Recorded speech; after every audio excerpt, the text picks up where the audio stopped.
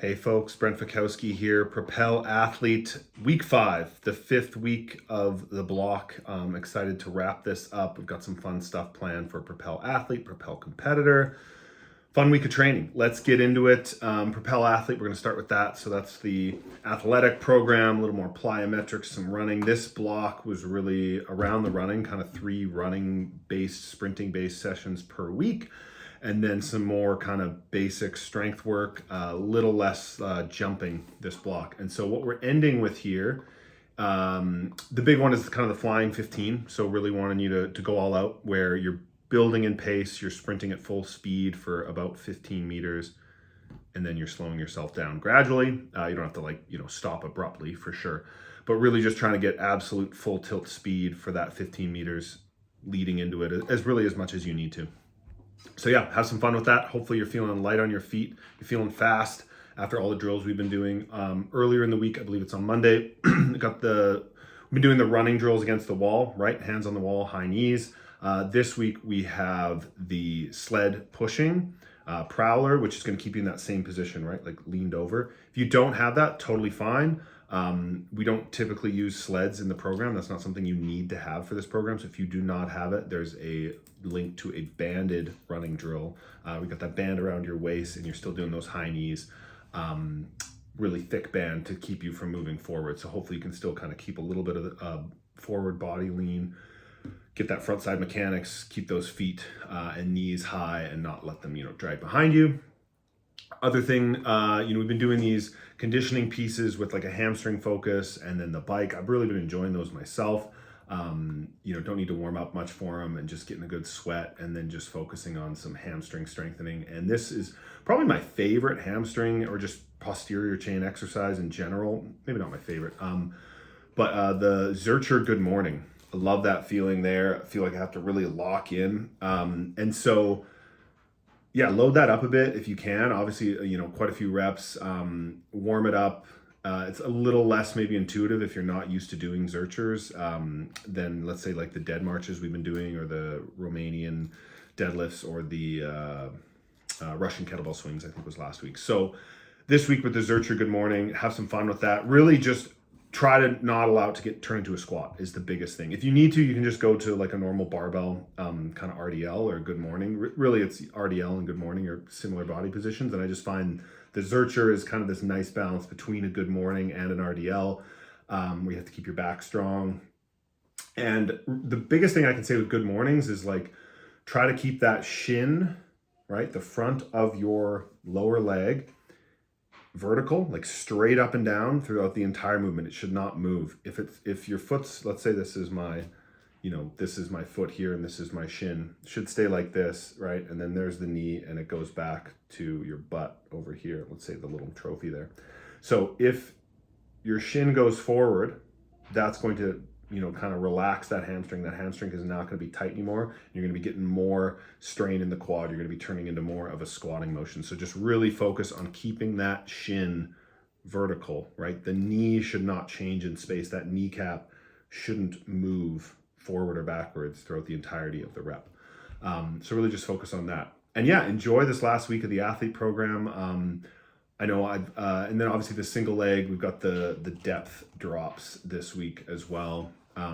Be mindful of that, be careful. We haven't been doing as much single leg stuff. Obviously with the sprinting, that's, using one leg, but no need to go nuts on that. We've got the speed squats after that too. But excited for the next block to have a little more fun as well. Another new 5-week block, but for this week, enjoy those flying 15s.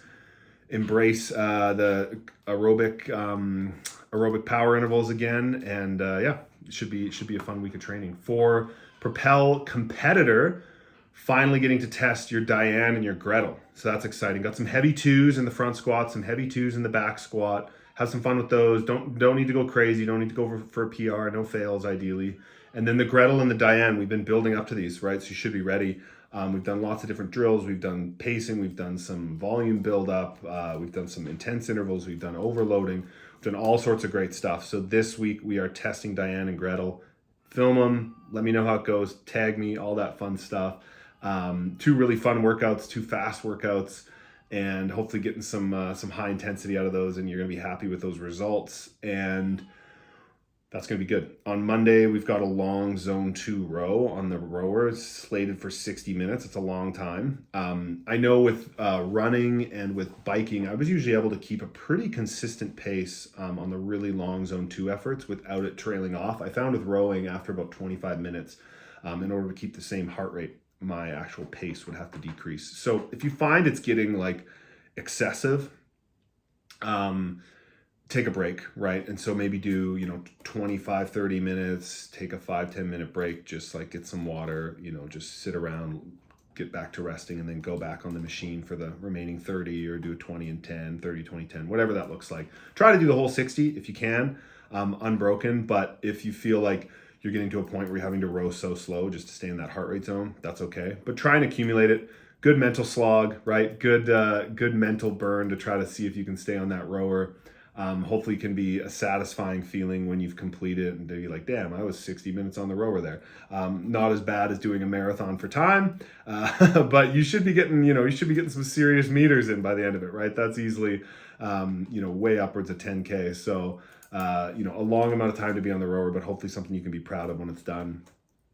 And then lastly, I had top of the dip hold. This week we're kind of testing, and now all the other L-sit holds we've had so far have been on stable surfaces, right? So we've had the hanging L-sit from the pull-up bar, we've had hands on parallettes, hands on plates, so on. Now we're doing hands on rings. So hopefully at this point, the limiter there is more so the instability in your shoulders and less your core. So it's still gonna be a core burner, but it's okay if you're limited more by your ability to hold those rings in place and you're shaking. It's totally fine. But push yourself there, be safe, obviously, especially in those last sets if you're really fatigued. Feel free to maybe sneak one in on the parallettes if you want as well. But go for some more max efforts there with some longer rests. And hopefully you're proud of the work you put in on those L-sits the last 4 weeks. Lastly, we've got the sandbag cleans, and we're practicing left and right shoulder and carries on the left and right shoulder. So a lot of people, we'll do alternating dumbbell snatch, right? You have to go right and left, obviously. We'll do power cleans. It's a, bilateral movement. And then people do sandbag cleans and they only go to their favorite shoulder. And what that can do is, lead to the habit of only being able to go to one shoulder. But also, in theory, could create some imbalances. For me, it was mostly when I did that, I found the imbalance was mostly not my arms or my legs, but mostly just my low back, the way I was kind of like leaning to hold that bag and stabilize, like one oblique was getting stronger than the other. So with this, we've got the clean to shoulder. So you have to clean to the certain shoulder to the left, and then carry on the left. Do a couple to the right, carry on the right. And so really try, if you have a mirror or like a reflective door or something, glass wall, whatever, window, try to watch yourself walk and see if you're doing anything weird on one side that you're not doing on the other. Good opportunity to kind of like force yourself to be a little more symmetrical. And if nothing else, just a good opportunity to work that weak side. And if you really notice a difference, maybe walk for a little further on that weak side. So if it's, I'm trying to remember how much it was here, 50 foot. Yeah, so if it's 50 foot carry, maybe do 75 foot on the weak side and do 50 foot on the right, on the strong side, whatever that one is. If they feel about the same, just do 50-50. But that's kind of a fun way to,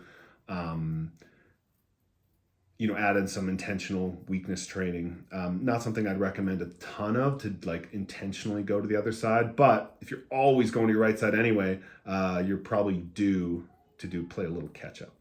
That's it, folks. October 13th to October 19th, Propel program. Hopefully you enjoy this week of training. As always, any questions, Train Heroic in the chat.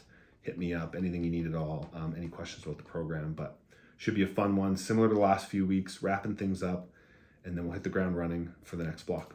Take it easy, guys.